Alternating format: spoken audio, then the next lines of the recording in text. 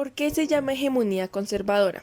El término hegemonía hace referencia al dominio o la supremacia de un grupo en particular, mientras que conservadora señala la ideología política de este grupo, que tiende a favorecer tradiciones, mantener el estatus y resistirse a cambios radicales en la sociedad. Este concepto se puede aplicar a diferentes contextos y momentos históricos, y su uso puede variar según el país o la región en que se emplee. La hegemonía conservadora puede manifestarse en políticas, leyes y decisiones que promuevan valores y agendas conservadoras en diversos aspectos de la sociedad, como en lo económico, social y cultural. ¿Qué es la hegemonía conservadora?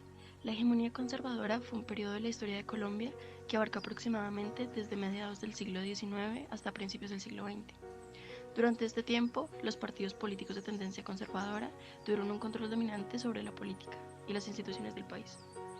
Durante la hegemonía conservadora se promovieron políticas que favorecían los intereses de la élite terrateniente y de la Iglesia Católica, lo que llevó a una concentración de poder y riqueza en manos de unos pocos. La hegemonía conservadora finalizó con la Guerra de los 1000 días, un conflicto armado que involucró a los partidos conservador y liberal, y que trajo cambios significativos en el panorama político y social del país. Sucesos relevantes de la hegemonía conservadora. Durante la hegemonía conservadora en Colombia, que tuvo un lugar aproximadamente desde mediados del siglo XIX hasta principios del siglo XX.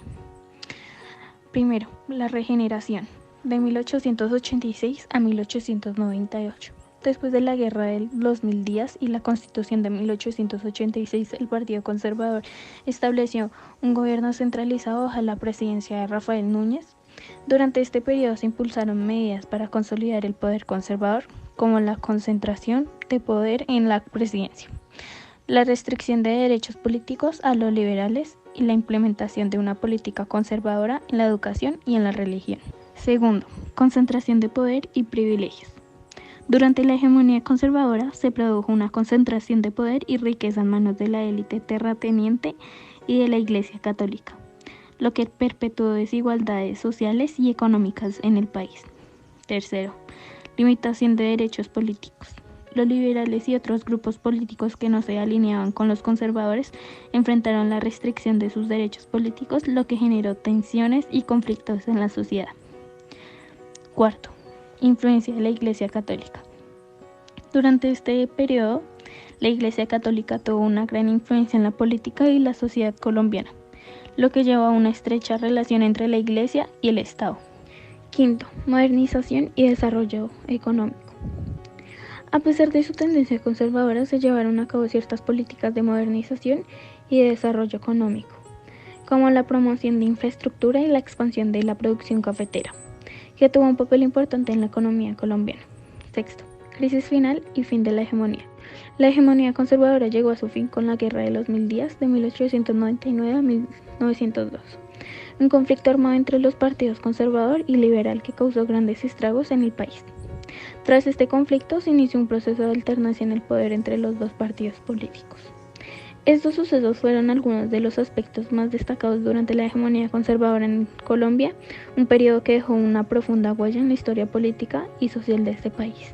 La masacre de las bananeras fue un trágico evento ocurrido el 6 de diciembre de 1828 en la localidad de Ciénaga, en el departamento de Magdalena, Colombia. Durante este suceso, tropas del gobierno colombiano dispararon contra una multitud de trabajadores en huelga que se encontraban reunidos en la compañía bananera United Fruit Company.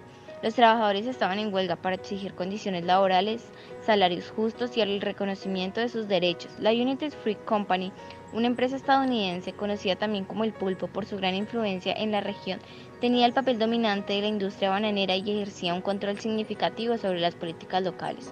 El ejército colombiano, apoyando los intereses de la compañía, reprimió violentamente a los manifestantes desarmados. Se estima que cientos de trabajadores murieron como resultado de los disparos y la brutal represión. La masacre de las bananeras se convirtió en un símbolo de la lucha por los derechos laborales y la injusticia social en Colombia.